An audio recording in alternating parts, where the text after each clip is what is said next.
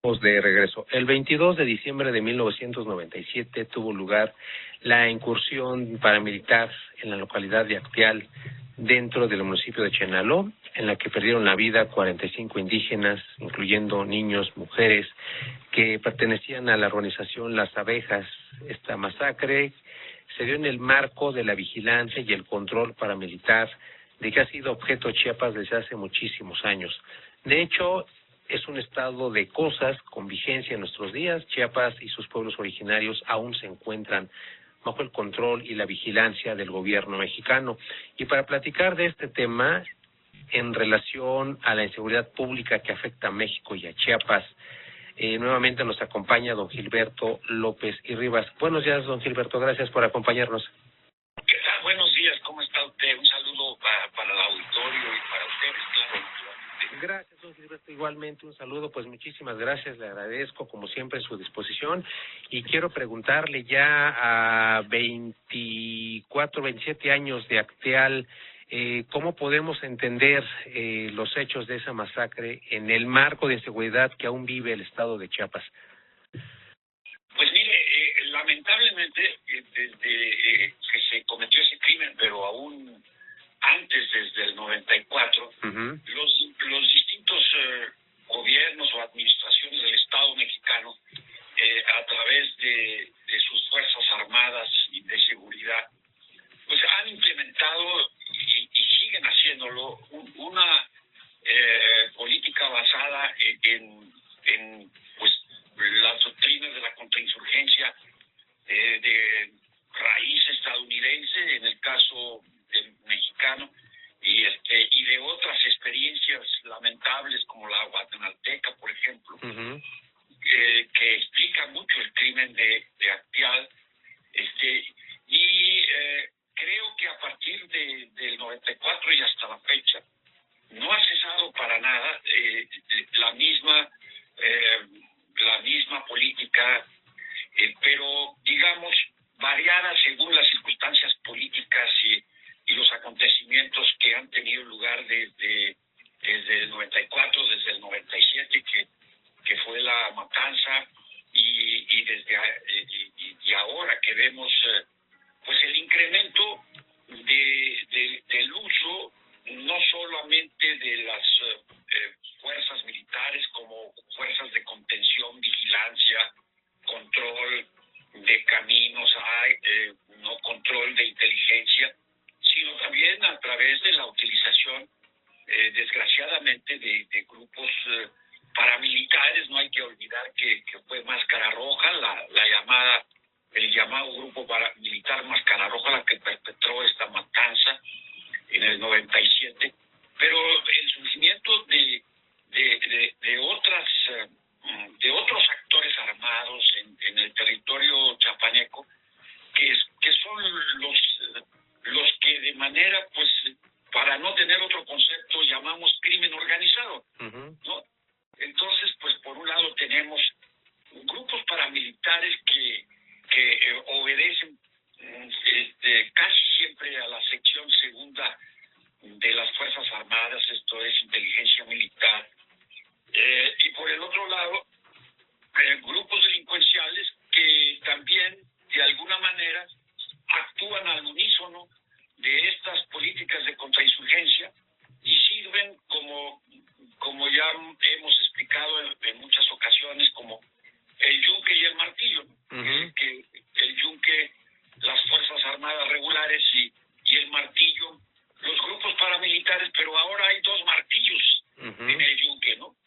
El martillo del grupo paramilitar que es formado, entrenado y digamos alimentado por el Estado, y por el otro lado la delincuencia organizada que tiene sus propios negocios y que actúa como una empresa más capitalista, que penetra los territorios, que lucha por mercados, y de esta manera pues las condiciones que dieron lugar al crimen de Acteal están dadas de la misma manera que se dieron en el 97. Es decir, en cualquier momento puede ocurrir una matanza de esta naturaleza, porque la misma maquinaria, la misma estrategia del 97 se viene aplicando hoy en día.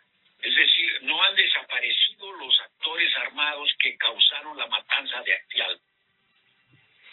Es correcto, don Gilberto. Desgraciadamente tenemos que reconocer que del 94 para acá esta política, esta estrategia del gobierno de carácter contrainsurgente sigue vigente.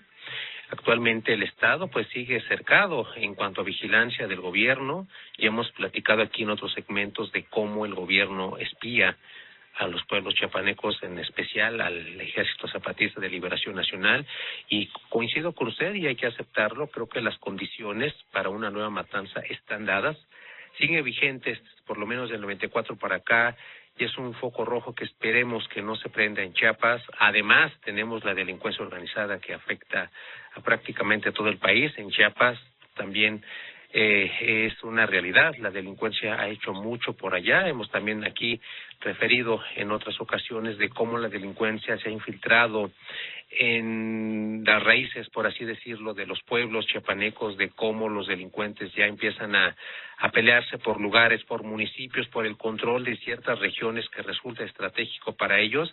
Y desgraciadamente esa es la realidad de Chiapas, que se encuentra inmerso por la delincuencia por un lado y por el otro con la vigilancia y el control oficial. Esperemos que en el futuro no ocurra un nuevo Acteal, y no lo deseamos. Creo que no es benéfico para México, no es bueno para ningún pueblo, para ningún estado. No importa el tiempo, nosotros lo que queremos es vivir en paz, y espero que Chiapas lo logre. Y como usted dice, don Gilberto, hay que reconocer que las condiciones siguen vigentes. Sin embargo, los hechos concretos de Acteal como que ya los recordamos poco, y es un referente histórico obligado por la vigencia de los hechos de aquel entonces. Así que quiero preguntarle cómo perpetuar en la memoria colectiva los hechos de Acteal como un referente de la realidad que viven actualmente los pueblos chiapanecos. Sí, creo que es correcto lo que usted dice. Creo que es desgraciadamente la sucesión de masacres en un país como el nuestro, en donde se suceden con bastante frecuencia. Yo creo que el parangón más reciente pues sería la desaparición de los 43 estudiantes de Ayotzinapa, ¿no? Pero igualmente ha habido masacres de migrantes, ha habido, es decir, recientemente volví nuevamente a leer noticias que similares a años pasados, en donde se considera que después del Medio Oriente, particularmente Palestina y Siria, y el caso de Ucrania, en donde hay una guerra de por medio entre ejércitos regulares, México sigue siendo uno de los lugares de mayor riesgo en el mundo. Entonces, nosotros nos preguntamos que ante gobiernos que dicen o se autodefinen como que están realizando una transformación histórica, si esto puede tener lugar en las circunstancias que la narrativa oficial nos receta todos los días, ¿no? Y bueno, creo que desgraciadamente la memoria histórica se va borrando, y yo creo que si se le pregunta a algún estudiante de secundaria de cualquier escuela, ya sea privada o pública, si sabe lo que ocurrió en Acteal, muy probablemente que lo ignoren.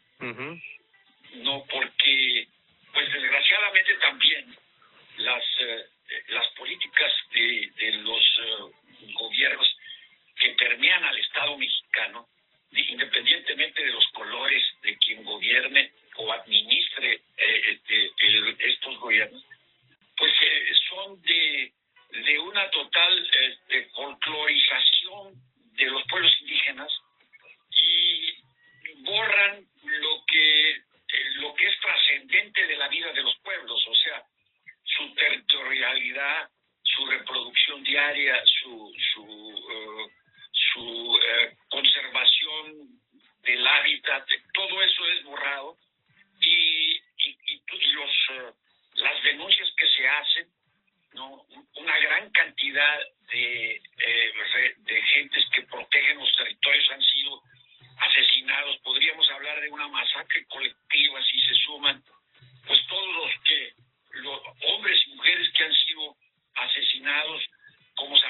Flores en el estado de Morelos, donde me encuentro, y así hay Samir Flores en todo el país, de tal manera que, pues, lamentable y desgraciadamente, vivimos una situación que pretende ser ignorada, y particularmente en lo referente a los pueblos indígenas.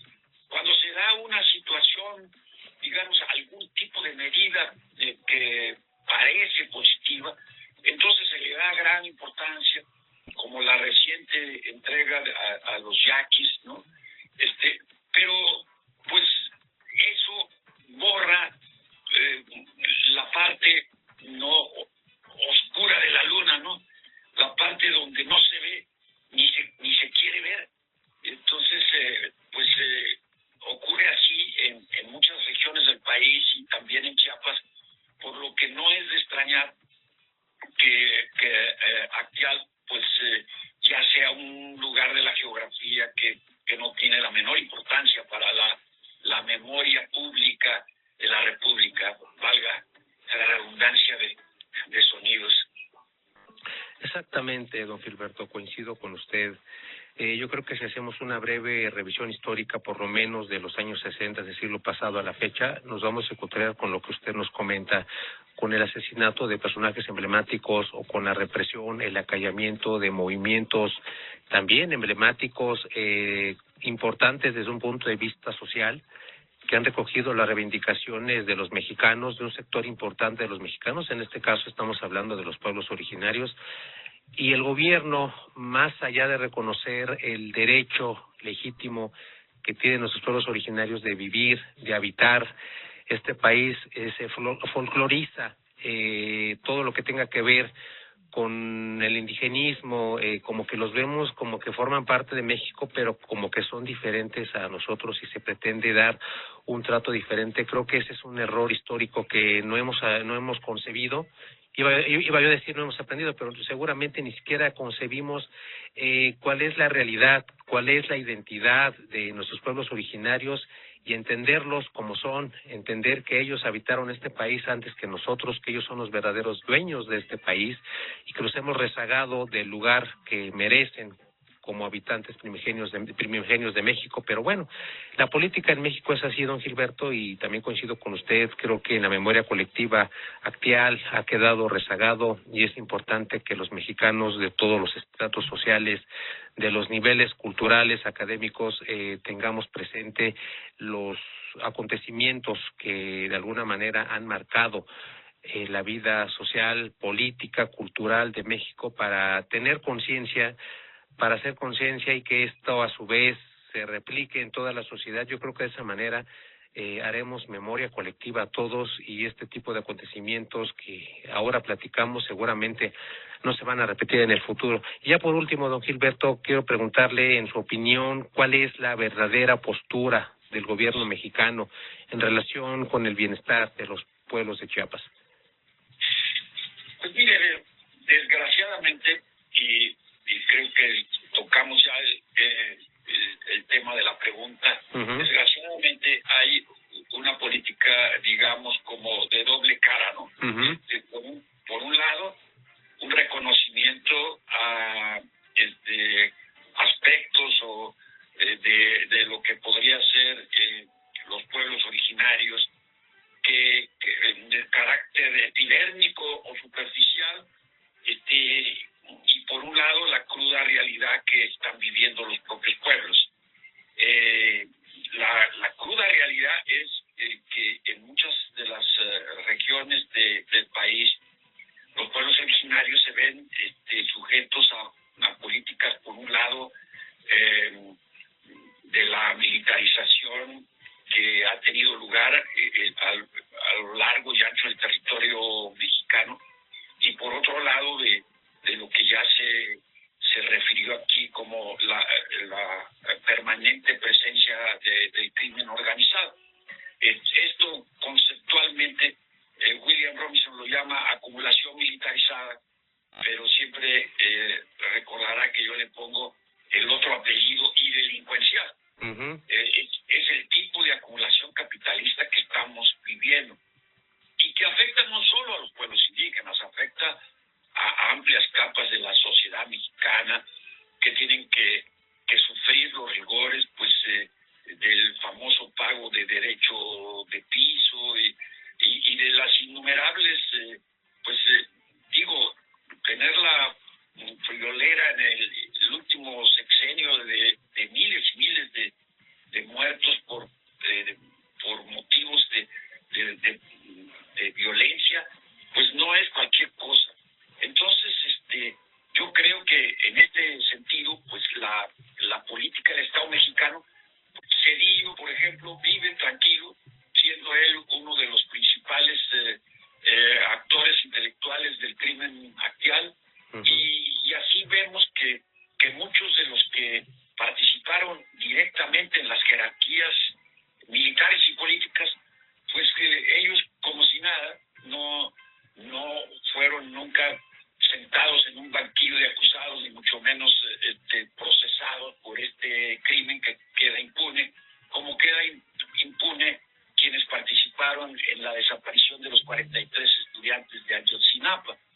Entonces, esa es la realidad que vivimos, lamentablemente. Quisiera yo decir o pensar de otra manera, pero pues uno tiene que ser congruente con lo que podría ser, en mi caso, un científico social que ve la realidad y que no puede deformarla o distorsionarla, porque pues la ética profesional por un lado y la congruencia política por el otro nos hacen decir lo que decimos, ¿no? Aunque a mucha gente entiendo que no le guste, ¿no? Exactamente, don Gilberto, esa es la realidad y pues no podemos cambiarla. Hay que aceptarla como es, sobre todo hay que entenderla, hay que saber cuáles son los orígenes, las causas de esta realidad y tratar de cambiarla. Estamos hablando ya de factores culturales, sociopolíticos, antropológicos, en fin. Hay mucha materia para entender la realidad mexicana y creo que ese también es otro punto importante. Creo que los mexicanos en general como que no nos interesamos por lo que pasa en nuestro país, no nos detenemos a pensar un poquito de por qué las cosas, por qué la situación es como es. Todo tiene un origen y creo que eso es algo que pues no tenemos, desgraciadamente, por eso nos va como nos va, por eso hemos tenido los gobiernos que tenemos, y mientras no cambie la situación, mientras México no se informe, no se documente y no alce la voz de la manera correcta, las cosas van a seguir así. Como usted bien lo refiere, don Gilberto, pues nosotros tenemos que platicar de la realidad y transmitirla, pero pues nada más, creo que no habrá progreso si México y su gente no cambia. Le agradezco mucho, don Gilberto, como siempre, a su disposición, y le envío un abrazo hasta el estado de Morelos, que me dice que está por ahí. Sí, un saludo muy especial a los hermanos y hermanas de la organización Las Abejas, que están teniendo en estos momentos, me parece, una serie de digamos, conmemoraciones, lamentables conmemoraciones, pero conmemoraciones al fin, y que pues un abrazo muy profundo a ellos y a ellas. Igualmente, don Gilberto, nos sumamos a este abrazo para la comunidad de Las Abejas, que conmemoran algo que no debió de haber ocurrido, pero que, como comentamos hace un momento, esa fue la realidad. Ese es un hecho innegable. Perdieron la vida 45 indígenas tzotziltes, incluyendo niños, mujeres embarazadas, y no nos queda más que refrescar la memoria y perpetuar lo que ocurrió en el pasado para que esto, ojalá que se pudiera, pues no vuelva a pasar. Muchísimas gracias, don Gilberto. Nuevamente un abrazo. Gracias a ustedes y los felicito por esa responsabilidad como periodistas.